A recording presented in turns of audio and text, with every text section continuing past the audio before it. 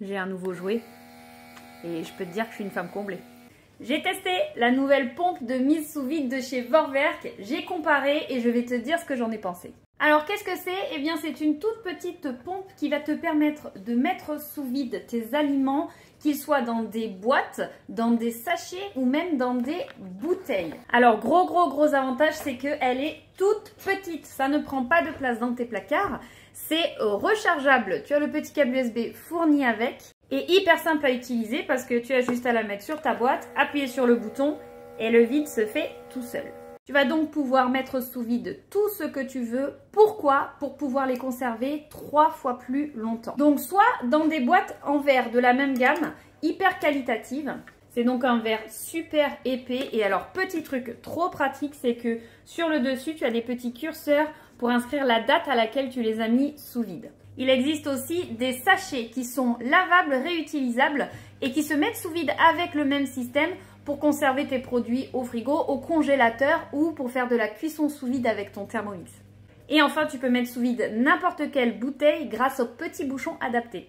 Alors bien sûr, j'ai voulu tester et surtout comparer parce que j'avais déjà ce petit truc à la maison que tu connais certainement. Et donc j'ai tout simplement décidé de mettre des morceaux de pommes sous vide pour voir si elles allaient flétrir plus ou moins rapidement. Donc celle-ci, c'est celle que j'ai laissée à l'air libre. Bon, voilà, elle est toute molle, franchement pas beau du tout. Celle-ci, je les ai mises dans une boîte toute simple, sans les mettre sous vide ni rien. Donc ça fait 2 jours qu'elles sont dedans et on voit que bon, ça a quand même commencé à pas mal flétrir. Et donc les autres, j'ai testé en les mettant sous vide avec l'autre machine et avec la machine de Vorwerk. On va voir le résultat. Donc pour la première, le sous vide est bien resté en place.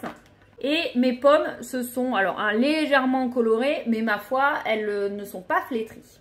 Et pour celle-ci, eh ben, on a un résultat similaire à la première boîte où les pommes étaient sous vide aussi.